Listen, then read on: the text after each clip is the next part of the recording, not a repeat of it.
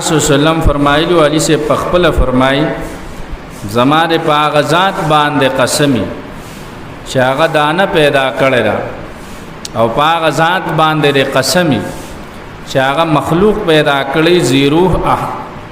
هغه اجسام پیدا کړی ما سره پیغمبر علیه الصلاۃ والسلام دا عهد کړو چې علی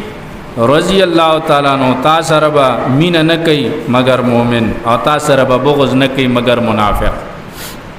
حضرت علی رضی الله تعالی عنہ تا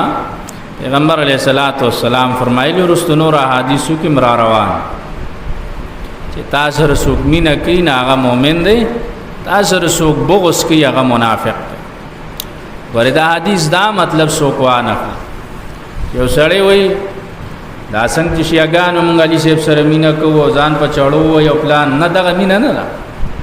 هغه مینا نه ده چا دا سویلې دي چې د پیغمبر په مینا کې ځان زخمی کا یاد چړې راواله ماتم کوو پلان کوو دا کوو نه سنجام او صحابه سره مینا ده دغه سي حضرت علی رضی الله تعالی عنہ سره بعض پکې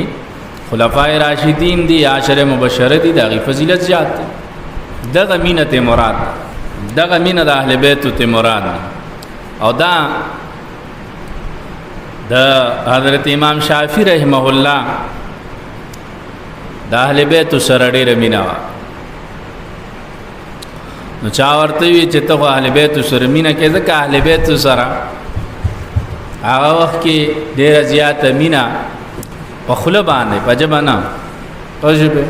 او سره په جبه باندې د آباد شیعاګان وای مونږ د اهل بیت سره ډېر مینه ناوي چې ته ازنه شیعاګان سره دا کې د امام شافعی رحم الله وی کده اهل بیت سره مینه د رسول الله صلی الله علیه وسلم خاندان سره مینه دا رافضیت او یادا دغه خبرې شعر به وي کنه ځکه امام شافعی رحم الله شاعر ته دغه توجه نه نو بیا ځاول چې دینو دقه دلواله